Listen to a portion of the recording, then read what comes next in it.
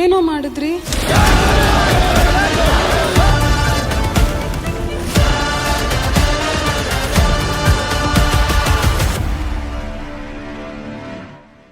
ಚೆನ್ನಾಗಿದೆ. It's A different medium. But ultimately every 10 ವರ್ಷಕ್ಕೆ technology change ಆಗ್ತಿರುತ್ತೆ, ಜನ ಸೈಕಾಲಜಿ ಚೇಂಜ್ ಆಗ್ತಿರುತ್ತೆ. ಕಾಲಕ್ಕೆ ತಕ್ಕಂತೆ ಕತೆಗಳನ್ನ ನರೇಟ್ ಮಾಡೋದು ನಾವು ಕಲಿಬೇಕು. ಸೊ ಅದಕ್ಕೆ ನಾವು ಯಾರಿಗಾದ್ರೂ ಸಿನಿಮಾ ನೋಡಕ್ ಹೋಗಿ ಅಂತಂದ್ರೆ ಒಬ್ರು ಹೋಗ್ಬೇಡಿ, ದಯವಿಟ್ಟು ತಂದೆ ತಾಯಿಯವ್ರನ್ನ ಕರ್ಕೊಂಡು ಹೋಗಿ ಅಂತ ಹೇಳ್ತಾ ಇದೀವಿ. ಅದ ಅಂಶಗಳು ಇರೋದಕ್ಕೇನೆ ನಾವು ಹೇಳ್ತಾ ಇದೀವಿ. ಅಪ್ಪ ಅಮ್ಮ ಬಹಳ ಇಂಪಾರ್ಟೆಂಟ್. ಅಂದ್ರೆ ಇನ್ನೊಂದೇನಾಗುತ್ತೆ ಸರ್, ನಾವೆಲ್ಲ ಬಂದಿರೋ ಮಿಡಲ್ ಕ್ಲಾಸಿಂದ. ಅಂದರೆ ನಾವೆಲ್ಲೂ ಕೂಡ ಆ ಥರ ರೆಡಿಯಾಗಿ ಇಷ್ಟು ಕೋಟಿ ಹಾಕ್ಬಿಟ್ಟು ಒಂದು ಸಿನಿಮಾ ಮಾಡೋಣ ಆ ಥರ ಮೈಂಡ್ಸೆಟಲ್ಲಿ ಬರಲಿಲ್ಲ. ಬಟ್ ಒಂದು ಸಿನಿಮಾ ಮಾಡೋದು ತುಂಬ ಕಷ್ಟ ಇದೆ. When was the last time ನೀವು ನಿಮ್ದೊಂದು 20 ಜನ ಫ್ರೆಂಡ್ಸು ಒಟ್ಟಿಗೆ ಹೋಗಿರೋದು, ಒಂದು ಸಿನಿಮಾ ನೋಡಿರೋದು, ನಿಮ್ಮ ಇಡೀ ಕಸಿನ್ಸ್ ಗ್ಯಾಂಗ್ ಎಲ್ಲ ಒಟ್ಟಿಗೆ ಹೋಗಿ ಒಂದು ಸಿನಿಮಾ ನೋಡಿರೋದು? ಸೊ ಈ ಥರದ್ದೊಂದು ಎಕ್ಸ್ಪೀರಿಯನ್ಸ್ ಈ ಸಿನಿಮಾದಲ್ಲಿ ಡೆಫಿನೆಟ್ಲಿ ಸಿಗುತ್ತೆ. KCN ಗೌಡ್ರು ಅಂಥವ್ರು ಅಥವಾ ವೀರಸ್ವಾಮಿ ಅಂಥವ್ರು, ಚಿನ್ನಪ್ಪನಂಥವ್ರು, ಈ ಥರದ ನಮ್ಮ ಪಾರ್ವತಮ್ಮನಂಥವ್ರು ಭಾಳಷ್ಟು ಒಂದು ನಿರ್ಮಾಣ ಮತ್ತು ನಿರ್ಮಾಪಕರ ಒಂದು ಚರಿತ್ರೆ ಅಂದ್ರೆ ಒಂದು ಆಸೆ ಸರ್. ಅಂದರೆ ಒಂದು 9-10 ವರ್ಷ ಸಂಚಾರಿ ಥಿಯೇಟರ್ನಲ್ಲಿ ನನ್ನ ಗುರುಗಳು ಎನ್ ಮಂಗಳ ಅಂತ ಅವ್ರ ಜೊತೆ ಕೆಲಸ ಮಾಡ್ತಾ. ಅಂದರೆ ಸಿನಿಮಾ ಮಾಡಿದ್ವಿ ಹೌದು. ಆ್ಯಂಡ್ ನಿಮಗೆ ಟ್ರೈಲರ್ ಇಷ್ಟ ಆದರೆ ನಿಮಗೆ ನೋಡೋಣ ಅಂತ ಅನ್ಸರೆ ಬಂದೇ ಬರ್ತೀರಿ ಹೌದು. ಆ್ಯಂಡ್ ಇದೆಲ್ಲೂ ಗಿಮಿಕ್ ಇರಬಾರ್ದು ಅನ್ನೋದು ಮೊದಲಿಂದನೂ ನನಗೆ ತುಂಬ ಆನೆಸ್ಟಾಗಿ ಏನು ಬದುಕಿದ್ದೀನಿ ಲಾಸ್ಟ್ 15-16 ವರ್ಷಗಳಲ್ಲಿ. ಏನಾದ್ರು ಮಾತಾಡಿದಾಗ ಜನ ಏನು ನಂಬ್ತಾರೆ ಜನ, ಇಲ್ಲ ಇವ್ನು ಹೇಳೋದು ಕರೆಕ್ಟು ಅಂತ. ರೇಡಿಯೋ ಕೇಳಿದಾಗ ಅನ್ನಿಸ್ತಿತ್ತು ಸುಮಾರು ಜನಕ್ಕೆ, ಇಲ್ಲ ಈ ಹುಡುಗ ಮಾತಾಡೋದು ಕರೆಕ್ಟು ಅಂತ. ಸೊ ಅದೇ ಹಾದಿಯಲ್ಲೇ ಈ ಸಿನಿಮಾನೂ ಕೂಡ ನೀವಾಗಲೇ ಕೇಳಿದ್ರಿ ಹೇಗೆ ಅನ್ನಿಸ್ತಿದೆ ಅಂತ. ಏನು ಬರೆದಿದ್ದೀವಿ ಅಲ್ಲಿ ನಮಗೆ ಓದ್ಬೇಕಾದ್ರೆ ಏನು ಫೀಲಿಂಗ್ ಇತ್ತು, ಇವತ್ತು ನೋಡ್ಬೇಕಾದ್ರೂ ಅದೇ ಫೀಲಿಂಗ್ ಇದೆ. ಇನ್ನೊಂದೇನು ಅಂದರೆ, ಈಗ ನಮ್ಮ ಸಿನಿಮಾ ಹೆಸರು ಮರ್ಯಾದೆ ಪ್ರಶ್ನೆ, ನಮ್ಮ ಪ್ರೊಡಕ್ಷನ್ ಅವ್ರ ಹೆಸರು ಸಖತ್ ಸ್ಟುಡಿಯೋ. ಸೊ ಒಂದು ರೆಸ್ಪಾನ್ಸಿಬಿಲಿಟಿ ಸಖತ್ತಾಗಿ ಇರಲೇಬೇಕು, ಸಖತ್ತಾಗಿರಬೇಕು, ಯಾಕಂದರೆ ಇದು ನನ್ನ ಮರ್ಯಾದೆ ಪ್ರಶ್ನೆ. ಸೊ ಅಂದ್ರೆ ಇಡೀ ಸಿನಿಮಾದಲ್ಲಿ ಆ ಒಂದು ರೌಂಡ್ ಆಫ್ ಮಾಡಿರ್ತೀವಿ. ಆ್ಯಂಡ್ ಆಡಿಯನ್ಸ್ಗೆ ಓವರ್ ಆಲ್ ನೋಡಿದಾಗ ಇದು ಕರೆಕ್ಟ್ ಆಗಿದೆ ಮರ್ಯಾದೆ ಪ್ರಶ್ನೆ ಅಂತ ಅನ್ಸೋದಂತೂ ಗ್ಯಾರಂಟಿ. ನಿಮ್ಮ ಎಕ್ಸ್ಪೀರಿಯನ್ಸಲ್ಲಿ ಈಗ ಇತ್ತೀಚಿನ ದಿನಗಳಲ್ಲಿ ಒಳ್ಳೆ ಸಿನಿಮಾ, ಕೆಟ್ಟ ಸಿನಿಮಾ ಅಥವಾ ಬೇಜವಾಬ್ದಾರಿ ಸಿನಿಮಾಗಳ ಗೊತ್ತಿಲ್ಲ, ಜನರನ್ನಂತೂ ಸೆಳೆಯಲಿಕ್ಕೆ ತುಂಬ ಕಷ್ಟಪಡುವಂಥ, ತಿಳ್ಕಾಡುವಂಥ ಪರಿಸ್ಥಿತಿ. ಬಟ್ ಅವ್ರಿಗೆ ಅನ್ನಿಸ್ದಾಗ ಬಂದಿದ್ದಾರೆ. ಅಂದರೆ ನಾವು ಏನೇ ಹೇಳ್ಬೋದು, ಅವ್ರು ಬರಲ್ಲ ಮಾಡಲ್ಲ ಅಂತ ಎಷ್ಟೇ ಅವ್ರನ್ನ ದೂರ್ಬೋದು, ಅವ್ನಿಗೆ ಅನ್ಸಿದ್ರೆ ಡೆಫಿನೆಟಾಗಿ ಹೊರಗಡೆ ಬಂದಿದ್ದಾನೆ. ಆ್ಯಂಡ್ ಅವ್ರು ಮಾತ್ರ ಬಂದಿಲ್ಲ, ಅವ್ರ ಫ್ರೆಂಡ್ಸ್ನೂ ಕರ್ಕೊಂಬಂದಿದ್ದಾರೆ, ಫ್ಯಾಮಿಲಿನೂ ಕರ್ಕೊಂಬಂದಿದ್ದಾರೆ. ಆ್ಯಂಡ್ ಈ ಸಿನಿಮಾದಲ್ಲೂ ಕೂಡ ಇಟ್ಸ್ ಎ ಪೈಸಾ ವಸೂಲ್ ಸಿನಿಮಾ. ಅಂದರೆ ಎಲ್ಲ ಇದೆ. ಅಂದರೆ ನಿಮ್ಗೆ 2 ಅವರ್ಸ್ ಇದೆ ಸಿನಿಮಾ. 2 ಅವರ್ಸ್ ಕುತ್ಕೊಂಡು ನೋಡ್ತೀರಾ ಅಂದರೆ ಮಜಾ ಬರುತ್ತೆ. ಆ್ಯಂಡ್ ಇಡೀ ಫ್ಯಾಮಿಲಿ ಜೊತೆ ಕುತ್ಕೊಂಡು ನೋಡ್ಬೋದಾದಂಥ ಸಿನಿಮಾ. ಅಂದರೆ ಎಲ್ಲೂ ಚುಚ್ಚು, ಲಾಂಗು, ಮಚ್ಚು ಆ ಥರದ್ದು ಏನೂ ಇಲ್ಲ. ಅಂದರೆ ಅಂಶಗಳಿದೆ, ಬಟ್ ಅದನ್ನು ತೋರಿಸಿರೋ ರೀತಿ ಇದೆ. ಇಲ್ಲ ಸರ್, ಇದು ಸಮಾಜ ಓರಿಯೆಂಟೆಡ್ ಸಿನಿಮಾ. ಎಲ್ಲರೂ ಇದ್ದೀವಿ ಇದರಲ್ಲಿ.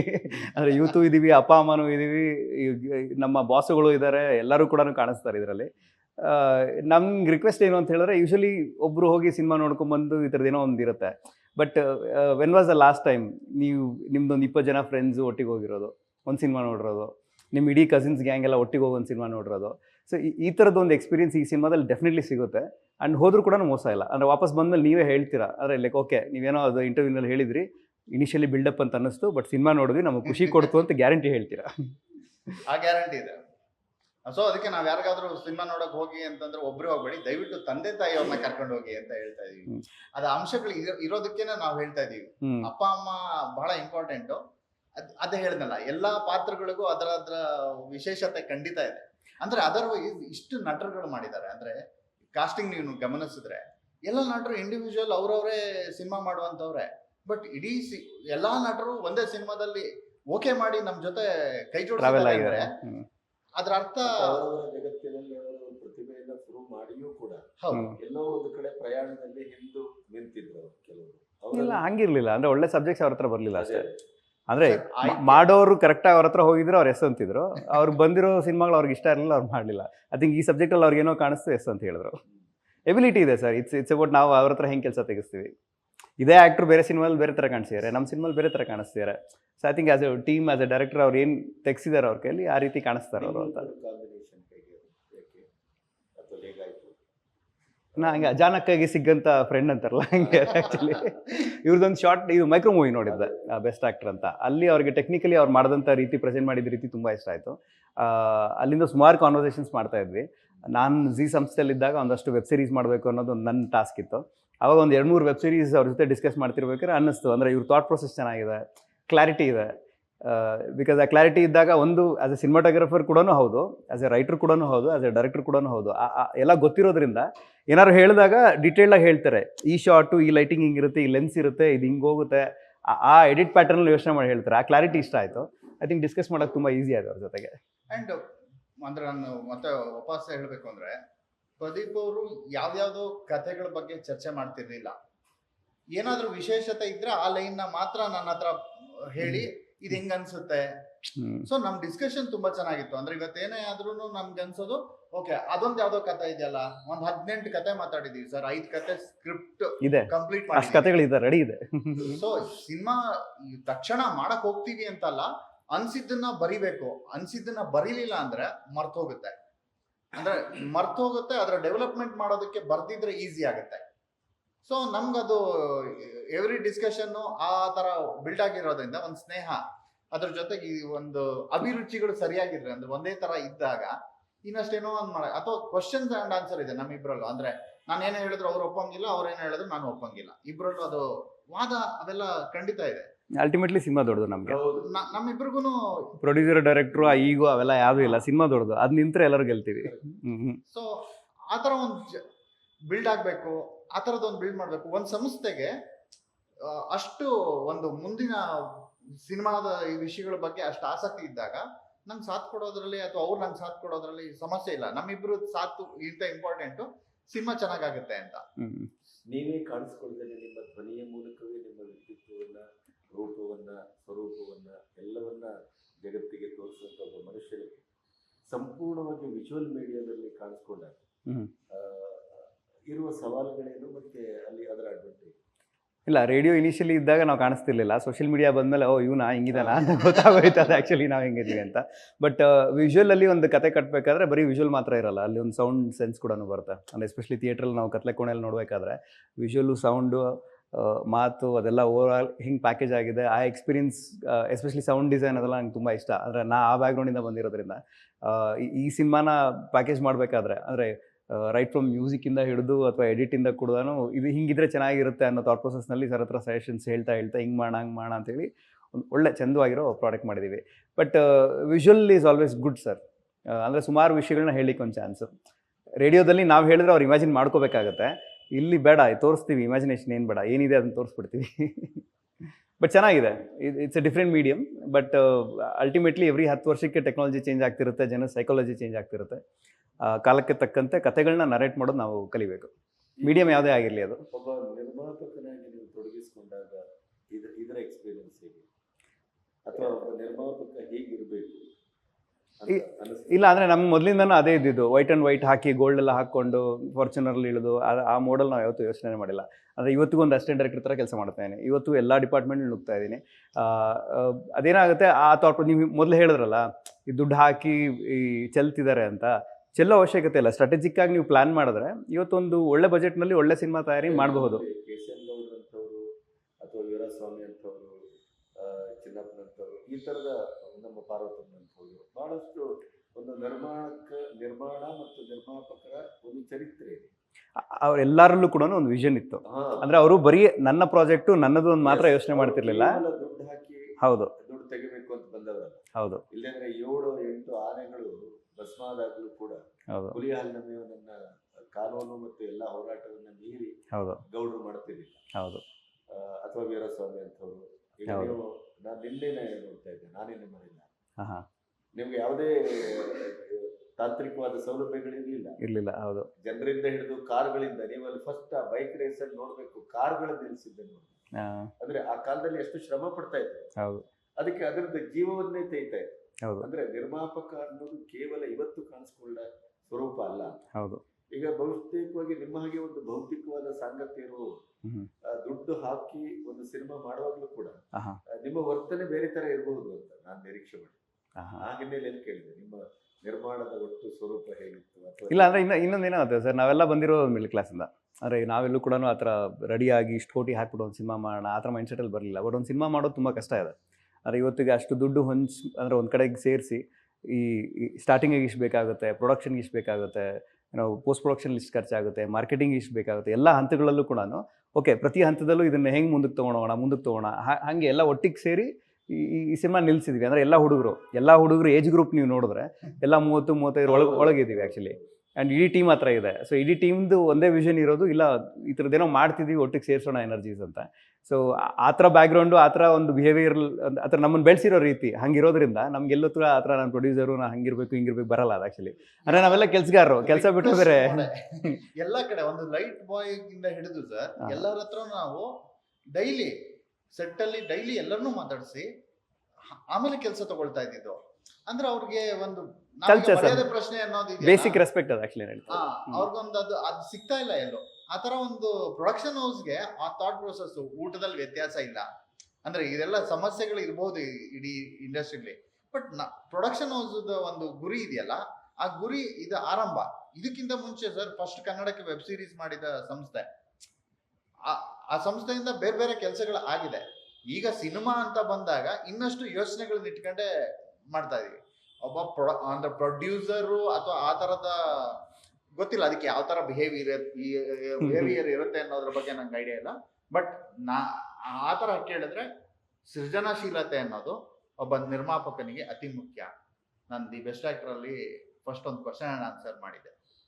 ಇದೇ ತರ ಒಬ್ರು ಪತ್ರಕರ್ತರು ಒಬ್ಬ ನಟನಿಗೆ ಕ್ವಶನ್ ಕೇಳಿದಾಗ ನಿರ್ದೇಶಕ ಮತ್ತೆ ನಿರ್ಮಾಪಕ ಇವರಿಬ್ಬರಲ್ಲಿ ಯಾರಿಗೆ ಬಹಳ ಮುಖ್ಯ ಸೃಜನಶೀಲತೆ ಅಂತ, ಅದು ನಿರ್ಮಾಪಕನಿಗೆ ಅಂತ.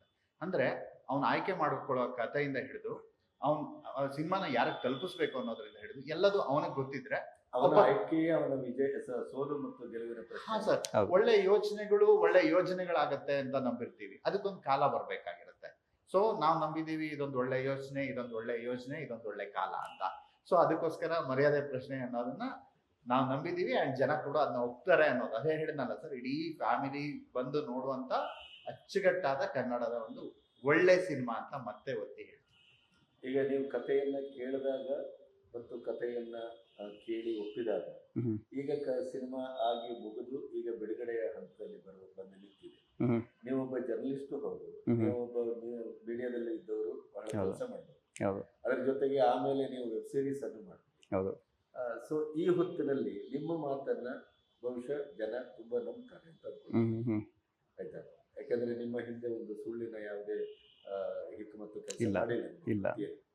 ನೀವೇ ನಿರ್ಮಾಣ ಮಾಡಿದ ಸಿನಿಮಾ ಆದ್ರೂ ಕೂಡ ಅದರ ಹೊರಗಡೆ ನಿಂತು ನೋಡಿದಾಗ ಈ ಸಿನಿಮಾವನ್ನ ಜನ ಯಾಕೆ ನೋಡ್ಬೇಕು, ಮತ್ತೆ ನೋಡಬಹುದಾದ ಕಂಟೆಂಟ್ ಏನಿದೆ ಅಂತ ಕೇಳಿದ್ರೆ ಒಂದು ಇನಿಷಿಯಲಿ ಒಂದು ಕಥೆದೊಂದು ಚಿಕ್ಕದಾಗಿ ನಡೆದಂಥ ಘಟನೆಯಿಂದ ಶುರುವಾಗಿದ್ದು ಒಂದು ಕತೆ. ಅದು ನನಗಾದಂಥ ಒಂದು ರಿಯಲ್ ಇನ್ಸಿಡೆಂಟು. ಅದು ಸರಿಗೆ ಅವತ್ತೇ ಫೋನ್ ಮಾಡಿ ಹಿಂಗೆ ಆಯಿತು ಅಂತ ಹೇಳಿದಾಗ, ಆಯ್ತು ಸಮಾಧಾನ ಮಾಡ್ಕೊಳ್ಳಿ, ಮನೆಗೆ ಹೋಗಿ ಮಲ್ಕೊಳ್ಳಿ ಅಂತ ಹೇಳಿದ್ರು. ಅವತ್ತು ಮನೆಗೆ ಹೋಗಿ ಮಲ್ಗೋಕ್ಕಾಗಲಿಲ್ಲ. ಅಂದರೆ ಒಂದು 2-3 ದಿನ ನಿದ್ದೆ ಬರಲಿಲ್ಲ. ಇದು ಯಾಕೆ ಹಿಂಗೆ ಆಯಿತು ಅಂತ ಯೋಚನೆ ಮಾಡ್ತಾ ಫಸ್ಟ್ ಒಂದು ಸ್ಟೋರಿದೊಂದು ಡ್ರಾಫ್ಟ್ ಬರೆದು, ಇದರಲ್ಲಿ ಈ ಕತೆ ಕಾಣಿಸ್ತಾ ಇದೆ, ಇದ್ರಲ್ಲಿ ಏನೋ ಒಂದು ಇದೆ ವಿಷಯ ಅಂತ ಅವ್ರಿಗೆ ಹೇಳಿದೆ. ತುಂಬ ಚೆನ್ನಾಗಿದೆ, ಡೆವಲಪ್ ಮಾಡಿ ಅಂತ ಬಿಟ್ರು. ಸೊ ಸುಮ್ಮನೆ ಫಸ್ಟ್ ಡ್ರಾಫ್ಟ್ ಅಂತೇನೋ ಬರ್ಕೊಂಡಿದ್ದೆ. ಅದನ್ನು 1-2 ಕಡೆಗೆ ಅದನ್ನು ಬರ್ಸೋಣ ಅನ್ನೋಂಥ ಪ್ರಯತ್ನ ಮಾಡಿದೆ. ಬಟ್ ಅದು ತುಂಬ ರೆಗ್ಯುಲರ್ ಸಿನಿಮಾ ಫಾರ್ಮ್ಯಾಟ್ನಲ್ಲಿ ಬರ್ತಿತ್ತು. ಸರ್ ಇನ್ನೊಂದು ಸ್ಕ್ರಿಪ್ಟ್ ಮೇಲೆ ಕೂತಿದ್ರು ಆ ಟೈಮಲ್ಲಿ. ಅವ್ರಿಗೆ ಹೇಳಿದೆ, ಈ ಥರ ಏನೋ ಬರೆಯೋಕ್ಕೆ ಟ್ರೈ ಮಾಡ್ತಿದ್ದಾರೆ, ಬಟ್ ಅದು ವರ್ಕ್ ಆಗ್ತಿಲ್ಲ ಅಂತ. ಹೌದಾ, ಬನ್ನಿ ಬರೆಯೋಣ ಅಂದರು. ಅಂದರೆ ಇದೊಂದು ಮಾತಿತ್ತಲ್ಲ, ಇವ್ರ ಜೊತೆ ಇದ್ದಂಥ ಒಂದು ಕಂಫರ್ಟ್ ಲೆವೆಲ್. ಬರಿತಾ ಹೋದ್ವಿ. ಅಟ್ ಒನ್ ಪಾಯಿಂಟ್ ಗೊತ್ತಿಲ್ಲ ಸಿನಿಮಾನ ನಿರ್ಮಾಣ ಮಾಡ್ತೀವಲ್ವೋ ಅದು ಕೂಡ ಗೊತ್ತಿಲ್ಲ, ಬಟ್ ಒಂದು ಡೆವಲಪ್ ಮಾಡ್ತಿದ್ವಿ ಈ ಕಥೆನ. ಅದು ಬರಿತಾ ನಮ್ಮ ಸುತ್ತಮುತ್ತ ಇರೋ ಎಷ್ಟೋ ವಿಷಯಗಳು ನಮಗೆ ಕಾಣಿಸ್ಲಿಕ್ಕೆ ಶುರುವಾಯಿತು. ಅರೆ ಇದೆಲ್ಲ ನಡೀತಿದೆಯಲ್ವಾ, ಅಂದರೆ ನಮ್ಮ ಕ್ಯಾರೆಕ್ಟರ್ಗಳನ್ನ ಸೃಷ್ಟಿ ಮಾಡಿದ್ವಿ ಹೌದು, ಬಟ್ ಇದು ಆ್ಯಕ್ಚುಲಿ ನಡೀತಿರೋದು. ಹೌಕಮ್ ಜನ ಇದನ್ನೆಲ್ಲ ನೆಗ್ಲೆಕ್ಟ್ ಮಾಡ್ತಿದ್ದಾರೆ, ಅಂದರೆ taken for granted, it's okay, ನಡೀತಿದೆ, ಹಿಂಗೆ ಇರುತ್ತಿದೆ ನಾವು ಅನ್ಕೊಂಡ್ಬಿಡ್ತೀವಲ್ಲ, ಹಿಂಗೆ ಇರೋದು ಏನೂ ಮಾಡೋಕ್ಕಾಗಲ್ಲ ಅಂತೀವಲ್ಲ, ಯಾಕೆ ಏನೂ ಮಾಡೋಕ್ಕಾಗಲ್ಲ ಅನ್ನೋ ಕ್ವಶನ್ ಇದೆಯಲ್ಲ, ಅದು ಈ ಸಿನಿಮಾದಲ್ಲಿ ತುಂಬ ರೇಸ್ ಮಾಡಿದ್ದೀವಿ. ಆ್ಯಕ್ಚುಲಿ ಮನ್ಸು ಮಾಡಿದ್ರೆ ಏನು ಬೇಕಾದ್ರೂ ಮಾಡ್ಬೋದು. ನಾರಾಯಣ ಶಕ್ತಿ ಏನು ಅಂತ ನಾಗರಾಜ್ ಅವ್ರದ್ದು ಒಂದು ಅವರ ಅಬ್ಸರ್ವೇಷನ್ ಕ್ವಾಲಿಟಿ. ಅಂದರೆ ಇವತ್ತು ನಿಮ್ಮ ಜೊತೆ ಅವ್ರು ಇಂಟರ್ವ್ಯೂ ಕೊಡ್ತಿರ್ಬೋದು ಇಲ್ಲಿ ಕೂತು, ಬಟ್ ಅವ್ರ ಹಿಂದ್ಗಡೆಗೆ ಅಲ್ಲಿ ಟ್ರಾಫಿಕ್ ಜಾಮು, ಅಲ್ಲಿ ಬರ್ತಿರೋ ಹಾರ್ನ್ ಸೌಂಡು, ಅಲ್ಲಿ ಯಾರೋ ನಿಂತಿರೋದು, ಅಲ್ಲಿ ಯಾರೋ ಎಳ್ನೀರು ಕುಡಿತಿರೋದು, ಇದನ್ನೆಲ್ಲ ಅವರು ಅಬ್ಸರ್ವ್ ಮಾಡ್ತಿರ್ತಾರೆ. ಆ್ಯಂಡ್ ಸಿನಿಮಾದಲ್ಲಿ ನೀವು ನೋಡಿದ್ರೆ ಮುಂದ್ಗಡೆ ಆ್ಯಕ್ಟರ್ ಇದ್ದಾರೆ, ನಾವು ಬರ್ದಿರೋ ಡೈಲಾಗ್ ಅವ್ರು ಹೇಳ್ತಿದ್ದಾರೆ ಹೌದು, ಬಟ್ ಫ್ರೇಮಲ್ಲಿ ಹಿಂದೆ ಇರೋ ಅಷ್ಟು ಪಾತ್ರಗಳು ಗೊತ್ತಿಲ್ದಂಗೆ ಆ ಸ್ಕ್ರೀನಲ್ಲಿ ಒಂಥರ ನಿಮಗೆ ನೈಜತೆ ಅಂತ ಹೇಳ್ತಾರಲ್ಲ, ಕ್ಯಾಂಡಿಡ್ ಅನ್ನೋದು ಈಸಿ ಹೇಳೋಕ್ಕೆ, ಬಟ್ ಕ್ಯಾಂಡಿಡ್ನ ನೀವು ಸಿನಿಮ್ಯಾಟಿಕ್ ಆಗಿ ತೋರಿಸೋದು ಒಂದು ಸಿನಿಮಾ, ಬಟ್ ನ್ಯಾಚುರಲ್ ಆಗಿ ತೆಗೆಯೋದು ತುಂಬ ಕಷ್ಟ. ಐ ಥಿಂಕ್ ಟ್ರೈಲರ್ ನೋಡಿದಾಗ ಎಲ್ಲರೂ ಅದೇ ಹೇಳ್ತೀವಿ, ರಿಯಾಕ್ಷನ್ ಸಿಗ್ತಿರೋದು ನಮಗೆ ಎಲ್ಲ ನ್ಯಾಚುರಲ್ ಆಗಿ ಕಾಣಿಸ್ತಾ ಇದೆ ಅಂತ. ಕೆಲಸವನ್ನ ಮತ್ತು ನಿಮ್ಮ ಅದರ ಬಗ್ಗೆ ಇರುವ ಕಾಳಜಿಯನ್ನು ಹೇಳೋದು. ಸೊ ಆ ಪ್ಲಾನಿಂಗು ಪ್ಲಸ್ ಟೆಕ್ನಿಕಲಿ ಅವ್ರು ಕಟ್ಕೊಂಡಂಥ ತಂಡ, ಅವ್ರು ಸಪೋರ್ಟ್ ಮಾಡಿದಂಥ ರೀತಿ, ಐ ಥಿಂಕ್ ಅದೆಲ್ಲ ಸಾಧ್ಯ ಆಗಿದ್ದು ನಾಗರಾಜ್ ಅವ್ರು ಇರೋದ್ರಿಂದ.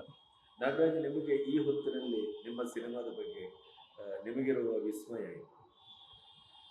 ಅಂದ್ರೆ ಒಂದು ಆಸೆ ಸರ್, ಅಂದ್ರೆ ಒಂದು 9-10 ವರ್ಷ ಸಂಚಾರಿ ಥಿಯೇಟರ್ನಲ್ಲಿ ನನ್ನ ಗುರುಗಳು ಎನ್ ಮಂಗಳ ಅಂತ ಅವ್ರ ಜೊತೆ ಕೆಲಸ ಮಾಡ್ತಾ, ಜಯಂತ್ ಕಾಯ್ಕಿಣಿ ಅವರು, ವಸುಧೇಂದ್ರ ಅವರು, ಇವನ್ನೆಲ್ಲ ಭೇಟಿಯಾಗಿದ್ದು, ಅಂದ್ರೆ ಒಂದು ಸಾಹಿತ್ಯ ಆಸಕ್ತಿ ಇದ್ದು ಏನೋ ಒಂದು ಮಾಡಬೇಕು ಸಿನಿಮಾದಲ್ಲಿ ಅಂತ ಅನ್ಸಿದ್ರು ಕೂಡ ನನಗಾಗತ್ತಾ, ನಾನು ಅವಕಾಶ ಇಲ್ಲಿ ಹುಡುಕ್ಬೇಕು, ಈ ಥರದ್ದೆಲ್ಲ ಅನಿಸಿ ಯಾವುದೋ ಒಂದು ಬ್ಯೂಟಿಫುಲ್ ಕತೆ, ಒಂದು ಒಳ್ಳೆ ಲೈನ್ ಕೊಟ್ಟು ಅವರು ಅದನ್ನ ಎಸ್ಪೆಷಲಿ ಕೂತ್ಕೊಂಡು ಇಬ್ರು ಡೆವಲಪ್ ಮಾಡುವಾಗ ಅನ್ಸಿದ್ ಒಂದಿಷ್ಟು ವಿಷಯ, ಇದನ್ನ ಸಿನಿಮಾ ಮಾಡಿದ್ರೆ ತುಂಬಾ ಚೆನ್ನಾಗಿರುತ್ತೆ ಅಂತ. ಒಂದು ಬರವಣಿಗೆಯಿಂದ ಸರ್ ವಿಜುವಲ್ ಟ್ರಾನ್ಸ್ಫಾರ್ಮೇಶನ್ ಆಗ್ಬೇಕು ಅಂದ್ರೆ ತುಂಬಾ ಕಷ್ಟ ಸರ್. ಅದಕ್ಕೆ ತಾಕತ್ತಿದ್ರೆ ಮಾತ್ರ ಅದಾಗೋದಕ್ಕೆ ಸಾಧ್ಯ. ಅದಷ್ಟು ಈ ಕತೆಗೆ ಇತ್ತು. ನಾವು ಮಾಡಿದ ಯಾವ ಪ್ಲೇಸಲ್ಲಿ ಆ ಕತೆ ತಂದು ಹಾಕೊಂಡ್ವಿ, ಅಲ್ಲಿ ನಮ್ಗೆ ಇನ್ನೂ ಸಪೋರ್ಟಿಂಗ್ ಸಿಸ್ಟಮ್ ಸಿಕ್ಬಿಡ್ತು. ಆ ವಾತಾವರಣ ಅದನ್ನ ಕೊಟ್ಟಾಗ ನಮ್ಗೊಂದು ಸಿಕ್ಕ ಮನೆ ಸರ್, ಒಂದು ತಂದೆ ತಾಯಿಗೆ ಒಂದು ಮನೆ ಬೇಕಿತ್ತು. ಆ ಮನೆಯಿಂದ ಹಿಡಿದು ಎಲ್ಲಾ ವಾತಾವರಣಗಳು ಅಷ್ಟು ಸಪೋರ್ಟಿವ್ ಆಗಿ ಸಿಕ್ಕಿ ಇಡೀ ಸಿನಿಮಾ ಮಾಡ್ತಾ ಮಾಡ್ತಾ ಮಾಡ್ತಾ ಕಾನ್ಫಿಡೆನ್ಸ್ ಲೆವೆಲ್ ಜಾಸ್ತಿ ಆಯ್ತು. ಇದು ಹಿಂಗಿರುತ್ತೆ ಅಂತ ಬರೆಯುವಾಗ ಪ್ರತಿ ಡೈಲಾಗಲ್ಲೂ ಈ ತರದ್ದು ಓಕೆ ವೆರಿ ನ್ಯಾಚುರಲ್, ಎಲ್ಲ ರಿಯಲಿಸ್ಟಿಕ್ ಆಗಿ ಮಾಡ್ಬೇಕು ಅನ್ನೋದು ಫಸ್ಟ್ ಐತಿ. ಸಿನಿಮಾಟೋಗ್ರಾಫರ್ ನಾನು ನೆನ್ಸ್ಕೋಬೇಕು ಸರ್, ನಾನು ಸಂದೀಪ್ ವಲ್ಲೂರಿ ಅಂತ. ಸೊ ಆ ಮನುಷ್ಯಂಗೆ ಕಮರ್ಷಿಯಲ್ ಸಿನಿಮಾ ಅಂದ್ರೆ ಗೌಳಿ ಇದನ್ನೆಲ್ಲ ಮಾಡಿದವ್ರು ಅವರು. ಬಟ್ ನನ್ನ ಜೊತೆ ಕೆಲಸ ಮಾಡುವಾಗ ಅವ್ರಿಗೊಂದಿಷ್ಟು ಸ್ವಲ್ಪ ಕೆಲವ್ರಿಗೆ ಅನ್ಸುತ್ತೆ ಎಲ್ಲದೂ ಇವನೇ ಹೇಳ್ತಾನೆ ಅಂತ. ಬಟ್ ಅವ್ರಿಗೆ ಆ ಥರ ಏನು ಅನ್ಸದೆ ಒಂದು ಸಪೋರ್ಟ್ ಮಾಡಿ, ನಮ್ಮಿಬ್ರದ್ದು ಬೇರೆ ಬೇರೆ ವಿಷಯಗಳಿತ್ತು, ಈ ಕ್ಯಾಮ್ರಾದಲ್ಲಿ ಮಾಡೋಣ ಒಂದು ಪ್ರೊಡಕ್ಷನ್ ಅಂದಾಗ ಸರ್ ಮೇನ್ಲಿ ಇಡೀ ಟೀಮಲ್ಲಿ ಯಾರಿಗೂ ಈಗೋ ಇರಲಿಲ್ಲ, ಎಲ್ಲರೂ ಕೆಲಸ ಮಾಡ್ತಾ ಇದ್ದಿದ್ದು ಸಿನಿಮಾಗೆ. ಅದಕ್ಕೆ ಇವತ್ತು ಅದೊಂದು ಎನರ್ಜಿ ಚೆನ್ನಾಗಿ ಕಾಣಿಸ್ತಾ ಇದೆ. ಮೈನ್ ಅಜೆಂಡಾ ಅದು ಸರ್. ಒಂದು ಒಳ್ಳೆ ಸಿನಿಮಾ ಕೊಡೋದಕ್ಕಿಂತ ನಾನು ಬಂದಿರೋದ್ರಿಂದ, ಅದನ್ನ ಮಾಡ್ಸೋದಕ್ಕಿಂತ ಬೇರೆಯವರೆಲ್ಲ ಸಪೋರ್ಟ್ ಮಾಡೋದ್ರಿಂದ ನನ್ಗೆ ಈಸಿ ಅಲ್ವಾ ಸರ್. ನಾನು ಒಬ್ಬನೇ ಮಾಡಿದೆ ಅನ್ನೋ ಥರದ್ದೇನಿಲ್ಲ. ಈಗ ನಂಗೆ ಈಸಿ, ಎಲ್ಲರೂ ಸೇರ್ಕೊಂಡು ಮಾಡಿದ್ವಿ ಅನ್ನೋದು ತುಂಬಾ ಅಂದ್ರೆ ನಮ್ ಕಷ್ಟ. ಕೆಲವ್ರು ಹೇಳ್ಕೊಳಕ್ ಕಷ್ಟ ಪಡ್ತಾರ ಅದನ್ನ. ಬಟ್ ಈ ಸಿನಿಮಾ ಎಲ್ಲ ಸೇರ್ಕೊಂಡ್ ಮಾಡಿದೀವಿ, ಎಲ್ಲ ನಟರು ಸರ್. ಸ್ಪೆಷಲಿ ನಾನೊಬ್ಬ ಹೊಸ ನಿರ್ದೇಶಕ, ಪ್ರತಿಭಾವಂತರ ಒಂದು ಒಳ್ಳೆ ಗೂಡು ತರ ಇದೆ. ಹೌದು ಖಂಡಿತ. ಇಂಡಿವಿಜುವಲ್ ಆಗಿ ಅಷ್ಟೇ ಪ್ರತಿಭಾವಂತಿಕೆಯಿಂದ ದುಡಿಸ್ಕೊಳ್ಳೋದು ಕೂಡ ನಿರ್ದೇಶಕರ ಬಹಳ ದೊಡ್ಡ ಸರ್. ವೆರಿ ಫಸ್ಟ್ ಒಂದು ವರ್ಕ್ಶಾಪ್ ಮಾಡಿದ್ವಿ. ನಾನ್ ಹೇಗೆ ಅನ್ನೋದನ್ನ ಫಸ್ಟ್ ಪರಿಚಯಿಸ್ಬೇಕಿತ್ತು, ನಾವ್ ಹೇಗ್ ಮಾಡ್ತೀವಿ ಅನ್ನೋದು ನೆಕ್ಸ್ಟ್ ಪರಿಚಯಿಸ್ಬೇಕಿತ್ತು, ಅವ್ರು ಹೇಗ್ ನಮ್ಗೆ ರಿಯಾಕ್ಟ್ ಮಾಡ್ತಾರ ಅನ್ನೋದು ನಮಗ್ ಗೊತ್ತಾಗ್ಬೇಕಿತ್ತು. ಸೊ ಕೆಲವು ಜಾಗಗಳಲ್ಲಿ ನಾವು ಅವರು ಕ್ಯಾರವಾನ್ ಕೊಡಿ ಅಂತ ಅಂದ್ರೆ ಕ್ಯಾರವಾನ್ ಹೋಗೋಕೆ ದಾರಿ ಇಲ್ಲ, ಆ ಜಾಗದಲ್ಲಿ ಸಾಧ್ಯ ಇಲ್ಲ. ಸೊ ಅದೆಲ್ಲ ಅವ್ರಿಗೆ ಅರ್ಥ ಆದಾಗ ಎಲ್ಲಾರ್ಗೂ ಸರ್ ಸಾಮಾನ್ಯ ನಾವು ಹೇಳಿದ್ವಲ್ಲ ಮಿಡ್ಲ್ ಕ್ಲಾಸ್ ಇಂದಾನೆ ಬಂದಿರೋದು, ಎಲ್ಲರೂ ಕೂಡ ಅಲ್ಲಿಂದನೇ ಬಂದು ನೆಕ್ಸ್ಟ್ ಕ್ಲಾಸ್ಗೆ ಹೋಗ್ಬೇಕು ಅಂತ ಆಸೆ ಪಡ್ತಾ ಇರೋರೆ. ಆದ್ರಿಂದ ಈ ಸಿನಿಮಾ ನನಗೆ ಬಹಳ ಈ ತರದ್ದೆಲ್ಲ ವಿಷಯ ಇದ್ದಿದ್ರಿಂದ ಜೊತೆಗೆ ನಂದು ಒಂದು ಸ್ಟೆಪ್ ಅಪ್ ಆಗಬೇಕಿತ್ತು. 4 ವರ್ಷದ ಹಿಂದೆ ನಾನು ಮಾಡಿದ್ದು ದಿ ಬೆಸ್ಟ್ ಆಕ್ಟರ್ ಅಂತ. ಓಕೆ, ಯಾರೋ ಒಂದಿಷ್ಟು ಜನ ಬಂದ್ರು, ಕತೆ ನನ್ನ ಹತ್ರನೂ ಕೇಳಿದ್ರು, ಪ್ರೊಡ್ಯೂಸ್ ಮಾಡ್ತೀವಿ ಅಂತ ಅಂದ್ರು. ಬಟ್ ಯಾವ್ದು ಪ್ರೋಸೆಸ್ ಆಗ್ಲಿಲ್ಲ. ಬಟ್ ಅದ್ ಯಾವ್ದೋ ನಂಗೆ ದುಃಖ ಇಲ್ಲ. ಇವತ್ತಿಗೂ ಆ ಥರದ್ದು ಆಗ್ತಾ ಇರತ್ತೆ ನನ್ನ ಲೈಫಲ್ಲಿ. ಯಾರೋ ಕತೆ ಕೇಳ್ತಾರೆ, ಕತೆ ಹೇಳ್ತೀವಿ, ನರೇಟ್ ಮಾಡ್ತೀವಿ, ಆಮೇಲೆ ಬೇಡ ಅಂತಾರೆ, ಅದೆಲ್ಲದು ನಡೆಯುತ್ತೆ. ಬಟ್ ನಮ್ಗೆ ಏನ್ ಅನ್ಸುತ್ತೆ ಅದನ್ನ ಮಾಡೋದಕ್ಕೆ ಅವಕಾಶ ಸಿಕ್ಕಿದ್ದು ಇದೆಯಲ್ಲ, ಅದನ್ನ ಇವತ್ತು ಪ್ರೆಸೆಂಟ್ ಮಾಡ್ತಿದೀವಲ್ಲ ಜನಕ್ಕೆ. ನಾನು ತುಂಬಾ ಥ್ಯಾಂಕ್ಫುಲ್ ಆಗಿದ್ದೀನಿ ಅಂದ್ರೆ ಪ್ರೊಡಕ್ಷನ್ ಹೌಸ್ಗೆ. ಜೊತೆಗೆ ಈ ಸಿನಿಮಾನ ನಾವು ಜನಕ್ಕೆ ಕೊಡ್ತಾ ಇರೋದ್ರ ಬಗ್ಗೆ ಅತೀವ ಖುಷಿ ಇದೆ. ಪ್ರದೀಪ್, ಈ ಸಿನಿಮಾದ ಬಗ್ಗೆ ಯಾವುದೇ ರೀತಿಯ ಪ್ರಚಾರ ಅಂದರೆ ಇದೊಂದು ಸಿನಿಮಾ ರೀತಿ ನೋಡಬೇಡಿ ಅನ್ನೋದು ನನ್ನ ಇದು. ಅಂದರೆ ಸಿನಿಮಾ ಮಾಡಿದ್ವಿ ಹೌದು, ಆ್ಯಂಡ್ ನಿಮಗೆ ಟ್ರೈಲರ್ ಇಷ್ಟ ಆದರೆ ನಿಮಗೆ ನೋಡೋಣ ಅಂತ ಅನ್ಸರೆ ಬಂದೇ ಬರ್ತೀರಿ ಹೌದು. ಆ್ಯಂಡ್ ಇದೆಲ್ಲೂ ಗಿಮಿಕ್ ಇರಬಾರ್ದು ಅನ್ನೋದು ಮೊದಲಿಂದನೂ ನನಗೆ ತುಂಬ ಆನೆಸ್ಟಾಗಿ ಏನು ಬದುಕಿದ್ದೀನಿ ಲಾಸ್ಟ್ 15-16 ವರ್ಷಗಳಲ್ಲಿ. ಏನಾದ್ರು ಮಾತಾಡಿದಾಗ ಜನ ಏನು ನಂಬ್ತಾರೆ ಜನ, ಇಲ್ಲ ಇವ್ನು ಹೇಳೋದು ಕರೆಕ್ಟು ಅಂತ. ರೇಡಿಯೋ ಕೇಳಿದಾಗ ಅನ್ನಿಸ್ತಿತ್ತು ಸುಮಾರು ಜನಕ್ಕೆ, ಇಲ್ಲ ಈ ಹುಡುಗ ಮಾತಾಡೋದು ಕರೆಕ್ಟು ಅಂತ. ಸೊ ಅದೇ ಹಾದಿಯಲ್ಲೇ ಈ ಸಿನಿಮಾನು ಕೂಡ ನೀವಾಗಲೇ ಕೇಳಿದ್ರಿ ಹೇಗೆ ಅನ್ನಿಸ್ತಿದೆ ಅಂತ. ಏನು ಬರ್ದಿದ್ದೀವಿ ಅಲ್ಲಿ ನಮಗೆ ಓದ್ಬೇಕಾದ್ರೆ ಏನು ಫೀಲಿಂಗ್ ಇತ್ತು, ಇವತ್ತು ನೋಡ್ಬೇಕಾದ್ರೂ ಅದೇ ಫೀಲಿಂಗ್ ಇದೆ. ಸೊ ಏನು ಬರ್ದಿದ್ದೀವಿ ಅದನ್ನು ಅಚ್ಚುಕಟ್ಟಾಗಿ ತೆಗೆದಿದ್ದೀವಿ. ಆ್ಯಂಡ್ ಯಾವ ಇಂಟೆನ್ಷನಲ್ಲಿ ಈ ಸಿನಿಮಾ ಮಾಡಿದ್ವಿ ಅದನ್ನು ಹಾಗೆ ಪ್ರೆಸೆಂಟ್ ಮಾಡೋಣ ಅನ್ನೋದಿರೋದು ಒಂದು ಆನೆಸ್ಟ್ ಪ್ರಯತ್ನ. ಅಂದರೆ ಎಲ್ಲ ಕನ್ನಡ ಹುಡುಗರು ಸೇರಿ, ಅಂದರೆ ಪಕ್ಕದ ರಾಜ್ಯದಲ್ಲಿ ಯಾವುದೋ ಒಂದು ಮಂಜಮಲ್ ಬಾಯ್ಸ್ನ ಬೆಳೆಸ್ಬೋದು, ವೈ ನಾಟ್ ಯಾಕೆ ಕನ್ನಡ ಬಾಯ್ಸ್ನ ಬೆಳೆಸೋಕ್ಕಾಗಲ್ಲ? ಹಾಂ, ಅಂದರೆ ಇಲ್ಲಿ ಏನಾಗುತ್ತೆ, ಎಲ್ಲ ಒಟ್ಟಿಗೆ ಸೇರಬೇಕಾಗತ್ತೆ, ನಂಬಬೇಕಾಗತ್ತೆ. ಅಂದರೆ ನಾವೊಂದು ಒಂದು ಕತೆನ ನಂಬಿ, ಟೀಮ್ನ ನಂಬಿ, ಒಂದು ನಂಬಿಕೆಯಿಂದ ಹೊರಗಡೆ ಬರ್ತಾ ಇದೀವಿ. ನೀವು ನಮ್ಮನ್ನು ನಂಬಿ ಥಿಯೇಟ್ರಿಗೆ ಬನ್ನಿ, ಬಂದು ನಿಮ್ಗೆ ಇಷ್ಟ ಆಯಿತು ಅಂತ ಹೇಳಿದ್ರೆ ಇನ್ನೊಂದಷ್ಟು ಜನ ಕಳಿಸಿ. ಸೊ ಅದರಿಂದ ಈ ಪ್ರಾಜೆಕ್ಟ್ ಹೆಲ್ಪ್ ಆಗುತ್ತೆ. ಇದೇ ಥರ ಇನ್ನಷ್ಟು ತಂಡಗಳಿಗೆ ಒಂದು ಇನ್ಸ್ಪಿರೇಷನ್ ಸಿಗುತ್ತೆ. ಇಲ್ಲ, ಜನ ಥಿಯೇಟ್ರಿಗೆ ಬರ್ತಿದ್ದಾರೆ, ಈ ಥರ ಕತೆಗಳನ್ನ ಒಪ್ಕೊಳ್ತೀರ ಅಂತ ಗೊತ್ತಾದರೆ ಈ ಥರ ಕತೆಗಳು ಇನ್ನೂ ಜಾಸ್ತಿ ಆಗುತ್ತೆ. I think as A ecosystem ಬೆಳೆಯುತ್ತೆ. ನೀವು ಅಂದ್ಕೊಂಡ ಬಜೆಟಲ್ಲಿ ಮುಗಿಸಿದ್ರೆ? ಹಾಂ, ಅದು ಅಂದ್ಕೊಂಡ ಬಜೆಟಲ್ಲಿ ಮುಗಿಸ್ಬೇಕು ಅಂತಾದರೆ ಏನು ಮಾಡಬೇಕು? ಪ್ರೊಡಕ್ಷನ್ ಡಿಸೈನ್ ಕರೆಕ್ಟಾಗಿ ಗೊತ್ತಿರಬೇಕು. ಆ್ಯಂಡ್ ಆಸ್ ಎ ಪ್ರೊಡ್ಯೂಸರ್ ಅವರು ಯಾವ ಹಂತದಲ್ಲಿ ಏನೇನು ಮಾಡ್ತೀವಿ, ಹೇಗೆ ಮಾಡ್ತೀವಿ ಅನ್ನೋದು ಗೊತ್ತಿರಬೇಕು. ಇದಂತೂ ಎಕ್ಸಾಕ್ಟ್ ನಾವು ಆನ್ ಪೇಪರ್ ಏನು ಹಾಕಿದ್ವಿ, ಇಷ್ಟು ದಿನದಲ್ಲಿ ಏನು ಮಾಡ್ತೀವಿ ಅಂತ ಎಕ್ಸಾಕ್ಟ್ ಆನ್ ಡಾಟ್ ಅಷ್ಟೇ ದಿನದಲ್ಲಿ ಅದನ್ನು ತೆಗೆದಿದ್ದೀವಿ. ಅದೇ ಸಮಸ್ಯೆ ಅಂತ ಕಾಣ್ತಲ್ಲ. ಪ್ಲಾನಿಂಗ್ ಅಂದರೆ ಕೆಲವು ಸತಿ +20%. ನಾನು ಹೇಳ್ತೀನಿ ನಿಮಗೆ, ಮಳೆ ಗಿಳೆ ಆ ಥರದ್ದೆಲ್ಲ ಕಾರಣಗಳು ನಮ್ಮ ಕೈಯಲ್ಲಿ ಇರಲ್ಲ. ಅಲ್ಲ, ಆನ್ ಪೇಪರ್ ಅಂದರೆ ನೀವು ದುಡ್ಡು ಖರ್ಚು ಮಾಡೋಕ್ಕೆ ಮುಂಚೆ ಪೇಪರು ಪೆನ್ನು ಖರ್ಚು ಮಾಡಿ. ಸೊ ಅಲ್ಲಿ ಎಷ್ಟು ದಿನ ನೀವು ಖರ್ಚು ಮಾಡಿ, ಎಷ್ಟು ದಿನ ನೀವು ಪ್ಲಾನಿಂಗಲ್ಲಿ ಇರ್ತೀರಿ ಅಷ್ಟು ದುಡ್ಡು ಉಳಿಸ್ತೀರಿ. ಟೆಕ್ನಿಕಲಿ ಯಾವ್ಯಾವ ಗಮನಿಸ್ಬೋದು ನಾವು? ಈ ಸಿನಿಮಾದಲ್ಲಿ ಒಂದು ಸಿನಿಮಾಟೋಗ್ರಫಿ ಅಂದರೆ ನಿಮಗೆ ಬೆಂಗಳೂರಿನ ಯಥಾವತ್ತಾಗಿ ಎಲ್ಲೋ ಒಂದೊಂದು ಸಿನಿಮಾ ತೆಗೆದಿದ್ದಾರೆ ಅನ್ನೋ ಥರದ್ದು ರೆಗ್ಯುಲರ್ ಫ್ರೇಮಿಂಗ್ ಇಲ್ಲ. ಅಂದರೆ ನಿಮಗೆ ಎಕ್ಸಾಂಪಲ್, ನಿಮಗೆ ಫುಡ್ ಸ್ಟ್ರೀಟ್ನಲ್ಲಿ ಇಡೀ ಸೀನ್ ತೆಗೆದಿದ್ದೀವಿ, ಬಟ್ ಯಾರಿಗೂ ಗೊತ್ತಿರಲಿಲ್ಲ ಶೂಟಿಂಗ್ ನಡೀತಿದೆ ಅಂತ. ಹಾಂ, ಸೊ ಅದ್ರಲ್ಲಿ ನಿಮಗೆ ಸಿನಿಮಾಲಿ ನೋಡಿದ್ರೆ ಹೆಂಗೆ ತೆಗೆದ್ರು, ಇದು ಇಷ್ಟು ಜನ ಇದ್ದಾರೆ, ಹೆಂಗೆ ಶೂಟಿಂಗ್ ಮಾಡಿದ್ರು ಇವರು ಅಂತ ಅನ್ಸುತ್ತಲ್ವ. ಸೊ ಆ ಥರ ಸುಮಾರು ಸೀನ್ಸ್ ಇದೆ ಸಿನಿಮಾದಲ್ಲಿ. ಅಂದರೆ ಜನಕ್ಕೆ ರಿಯಾಕ್ಟು ಮಾಡ್ತಿಲ್ಲ ಒಂದು, ಬಟ್ ಕ್ಯಾರೆಕ್ಟರ್ಗಳೆಲ್ಲ ಆ ಕ್ಯಾನ್ವಾಸಲ್ಲಿ ಇದ್ದಾರೆ. ಸೊ ಆ ಥರ ಒಂದು ಸಿನಿಮಾಟೋಗ್ರಫಿ ಡೆಫಿನೆಟ್ಲಿ ಫಸ್ಟ್ ಟೈಮ್. ಅಂದರೆ ನನ್ನ ಪ್ರಕಾರ ಇಷ್ಟು ಸಿನಿಮಾಗಳು ನಾನು ನೋಡ್ತಾ ಬಂದಿದ್ದೀನಿ, ಈ ಥರದೊಂದು ಪ್ರೆಸೆಂಟೇಷನ್ ಫಸ್ಟ್ ಟೈಮ್. ಆ್ಯಂಡ್ ಈ ಥರ ಒಂದು ನ್ಯಾಚುರಲ್ ಆ್ಯಕ್ಟಿಂಗ್ ಎಬಿಲಿಟೀಸ್ ಅಂತ ಏನಿದೆ, ಈ ಎಲ್ಲ ಆ್ಯಕ್ಟರ್ಗಳ ಹತ್ರ ಕೆಲಸ ತೆಗೆಸಿರೋದು ನಮ್ಮ ನಿರ್ದೇಶಕರು. ಈ ಥರದೊಂದು experience definitely first time. Music wise 5 ಹಾಡುಗಳಿದೆ, 5 ಡಿಫ್ರೆಂಟ್ ಆಗಿದೆ, ವೆರೈಟಿ ಹಾಡುಗಳು. ಒಂದು ಶರಣ್ ಸರ್ ಹಾಡಿದ್ದಾರೆ, ಇನ್ನೊಂದು ವೈಭವ್ ಮತ್ತು ಶ್ರೀಲಕ್ಷ್ಮಿ ಅವರು ಹಾಡಿರೋ 2 ಹಾಡುಗಳನ್ನ ಬಿಟ್ಟಿದ್ದೀವಿ. ಇನ್ನೊಂದು ತುಂಬ ಇಷ್ಟಪಟ್ಟಿದ್ದಾರೆ. ಅಂದರೆ ತುಂಬ ಇಷ್ಟ ಆಗಿದೆ ಎಲ್ಲರಿಗೂ ಕೂಡ. ಪ್ರಮೋದ್ ಮರವಂತೆ ಅವರ ಸಾಹಿತ್ಯ ತುಂಬ ಅಚ್ಚುಕಟ್ಟಾಗಿ ಬರೆದಿದ್ದಾರೆ. ಅಂದರೆ ಎಲ್ಲೂ ಉಡಾಫೆ ಇಲ್ಲ, ಯಾವ ಪದದಲ್ಲಿ ಯಾವ ಲೈನಲ್ಲೂ ಕೂಡ ಉಡಾಫೆ ಇಲ್ಲ. ಆ್ಯಂಡ್ ಅದು ಸಿಂಗರ್ ಆಗಲಿ, ಲಿರಿಕ್ಸ್ ಆಗಲಿ, ಮ್ಯೂಸಿಕ್ ಆಗಲಿ ಎಲ್ಲ ಕೂಡ ತುಂಬ ಇಷ್ಟಪಡ್ತಿದ್ದಾರೆ. ಆ್ಯಂಡ್ ಲಾಂಗರ್ ರನ್ನಲ್ಲಿ ಇನ್ನೊಂದು 10 ವರ್ಷ ಬಿಟ್ಕೊಂಡು ಈ ಹಾಡುಗಳು ಕೇಳಿದ್ರು ಖುಷಿ ಪಡ್ತಾರೆ, ಆ ಥರ ಹಾಡುಗಳು. ಆ್ಯಂಡ್ ಇನ್ನೂ 3 ಹಾಡುಗಳಿದೆ. ರಘು ದೀಕ್ಷಿತ್ ಅವರು ಹಾಡಿರೋ ಹಾಡಿದೆ, ನವೀನ್ ಸಜ್ಜು ಅವರು ಹಾಡಿರೋ ಹಾಡಿದೆ. ಇನ್ನೊಂದು ಸರ್ಪ್ರೈಸ್ ಎಲಿಮೆಂಟ್ ಇದೆ, ಒಂದು ಕಂಪ್ಲೀಟ್ ಉರ್ದು ಹಾಡು ಈ ಸಿನಿಮಾದಲ್ಲಿದೆ. ಆ್ಯಂಡ್ ಒಂದು ಪರ್ಟಿಕ್ಯುಲರ್ ಸನ್ನಿವೇಶದಲ್ಲಿ ಅದು ಬರುತ್ತೆ. ಆ್ಯಂಡ್ ಅದನ್ನ ಯಾಕೆ ಇಟ್ಟಿದ್ದೀವಿ, ಅದೇನು ಅಂತಲೂ ಅದು ಸಿನಿಮಾದಲ್ಲಿದೆ. ಮತ್ತು ನಾಗರಾಜ್ ಅವರು ಈಗ ಕೇಳಿ, ಈ ಹೊತ್ತಿನಲ್ಲಿ ಈ ಪ್ರಥಮ ಪೂರ್ಣ ಮಟ್ಟದ ಸಿನಿಮಾದ ನಿರ್ದೇಶನ. ಸೊ ಅದರ ನಂಬಿ ಜನ ಥಿಯೇಟ್ರಿಗೆ ಬರಬೇಕು. ಇವತ್ತಿನ ವಾತಾವರಣದಲ್ಲಿ ಮರ್ಯಾದೆಯ ಪ್ರಶ್ನೆ, ಅದು ಎಷ್ಟರ ಮಟ್ಟಿಗೆ ಜನರನ್ನ ಅಳೆಯಬಹುದು ಮತ್ತು ಸೆಳೆಯಬಹುದು ಅಂತ ಅನಿಸ್ತದೆ? ಇಲ್ಲ ಸರ್, ಖಂಡಿತ ಸೆಳೆಯುತ್ತೆ. ನಾನು ಹೆಚ್ಚು ನಂಬೋದು, ಅವರು ಏನನ್ನ ನೋಡಿರ್ತಾರೆ ಅದನ್ನ ಸಿನಿಮ್ಯಾಟಿಕ್ ಆಗಿ ಅಥವಾ ಅವ್ರಿಗಾಗಿರುವ ಅನುಭವಗಳೇನಿರುತ್ತೆ ಅದೇ ಥರದ ಅನುಭವಗಳು ಸಿನಿಮಾಗಳಲ್ಲಿದ್ದಾಗ ಒಂದ್ ದಿವಸ ನನಗೂ ಹಿಂಗೆ ಆಗಿತ್ತು ಅಂತ ಅನ್ಸೋದಿದೆಯಲ್ಲ, ಆ ಥರ ಒಂದು ಜಾಗದಲ್ಲಿಲ್ಲ, ಎಲ್ಲ ಪಾತ್ರಗಳಲ್ಲೂ ಆ ಥರದ ಎಲಿಮೆಂಟ್ಸ್ಗಳು ಇದೆ. ಸೊ ಆ ವಿಷಯಗಳಲ್ಲಿ ಆಪ್ತತೆ ಆಗೋದ್ರಿಂದ ಈ ಸಿನಿಮಾನ ನೋಡಿದ ಪ್ರತಿಯೊಬ್ಬ ನಂಗೆ ಹಿಂಗಾಯ್ತು ಅಂತ, ಯಾವತ್ತು ಟ್ರಾನ್ಸ್ಫಾರ್ಮೇಶನ್ ಅಂದ್ರೆ ಒಂದು ವಿಷಯ ಪಕ್ಕದವನಿಗೆ ತಲುಪೋದು ಹೇಗೆ ಅಂತಂದ್ರೆ, ನಮ್ಗೇನಾದ್ರೂ ಒಂದು ಆಗಿದ್ರೆ ಅದನ್ನ ಮಾತ್ರ ಹೇಳ್ತೀವಿ, ನಮ್ ಸ್ವಂತದ್ದಾದ್ರೆ. ಒಂದೋ ಇಲ್ಲ ಇನ್ನೊಬ್ರದ್ದು ಯಾರ್ದೋ ಗಾಸಿಪ್ ಆದ್ರೆ ಅದನ್ನ ಇದು ಮಾಡಿ. ಸೊ ಇದು ನಮ್ ಸ್ವಂತ ವಿಷಯದ ತರ ಹಂಚೋ ಸಾಧ್ಯತೆ ಇದೆ. ಈ ಮೌತ್ ಪಬ್ಲಿಸಿಟಿ ಅಂತ ಹೇಳ್ತೀವಲ್ಲ, ಮೌತ್ ಪಬ್ಲಿಸಿಟಿ ಕತೆ ಜೊತೆಗೆ ಹೋಗುತ್ತೆ ಈ ಸಿನಿಮಾದಲ್ಲಿ. ಆದ್ರಿಂದ ನಂಗೆ ನಂಬಿಕೆ.